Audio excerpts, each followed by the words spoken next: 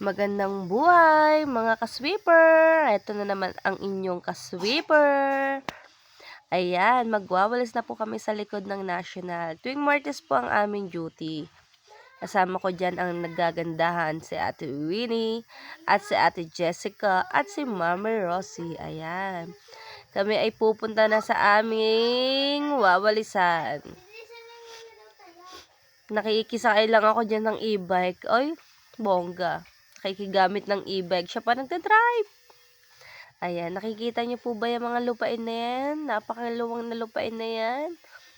Na mga green na palay. O, diba? Wait lang, pakita mo nga. Ayan. Diba? Hindi sa amin yan. Nakikitanaw lang kami. Nakikipalay lang kami dyan. O, diba?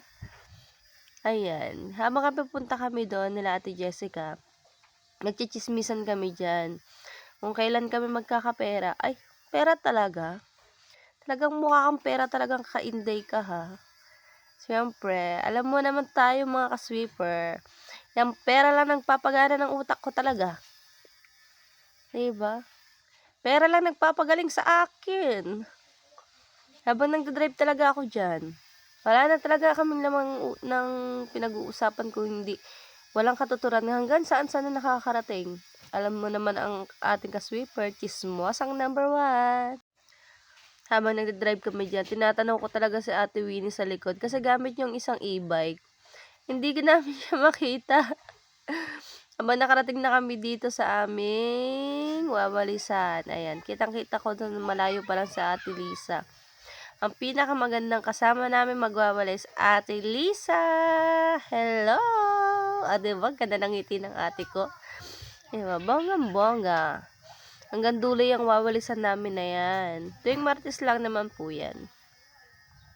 Pero happy naman kami kasi tuwing Martes magkakasama kami. Diba? Nagkamali ako ng parking kaya ililipat ko. Baka magalit sila. Iiwanan ko na nga sana sila dyan eh. Pero napansin ata ako ni Ate Winnie. Ay, joke lang po. Siyempre, ililipat natin kasi mali yung parking natin. Baka magalit sila. Diba? Tayo lang nakikiparking eh. Baka tayo ay mapagalitan. Mahirap na po. Diba? Ayan, naghahanda na rin sila Ate Winnie dyan sa sila Ate Jessica ng kanilang mga wales, daspan at sako. At malayo-layo pa yan. Mahaba-haba ang aming wawalisan. Pero okay lang kasi happy naman kami. Kasama namin dyan si Ate Jessica. Ayan, nagwawalisan sa Ate Jessica, diba? Yan ang pinakabata namin kasama. Pinakabata yung height. Ay, sorry Ate Jessica. I love you. At ayan naman sa Ate Winnie ko, diba?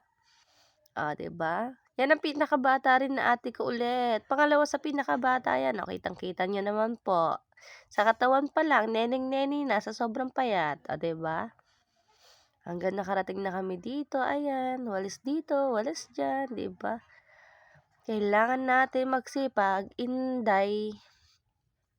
Dahil once na tayo nagsipag, busog ang ating mga bulsa at ating sikmura. Alam nyo naman. Ayan ang inyong ka-sweeper na mami, diba? Diba? Hindi na makayo ko sa sobrang taba.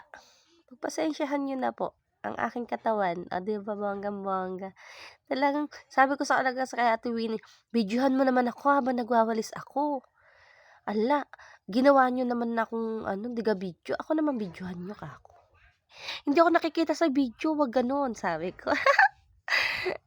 Siyempre, alam niyo naman, ayan, may isang chismosang huminto talaga sa amin ng bonggang-bongga, diba? Ayun sa Ate Jessica, hila-hila yung sako. Diyan ay patapos na kami magwalis talaga. Nagagawa ko pa rin talaga mag-video niyan kahit patapos na kami. Umalis na rin yung chismosa namin kaibigan. Hello, bes! Bye-bye! Diba? Umalis na siya. Diba? Ayan, pinagtulungan na namin yung gilid talaga na yan. Pinagtulungan pala nila. Baka magalit pa. Diba? Patapos na kami. Ayan. Sa wakas, patapos na kami at pauwi na kami. Kaya mga sweeper, sa susunod na kabanata ng aming buhay sweeper. Bye-bye! Ayan, humabol pa talaga sa Ate Lucita. Ate Lucita, ayan. Diba? Pero thank you po. Bye-bye.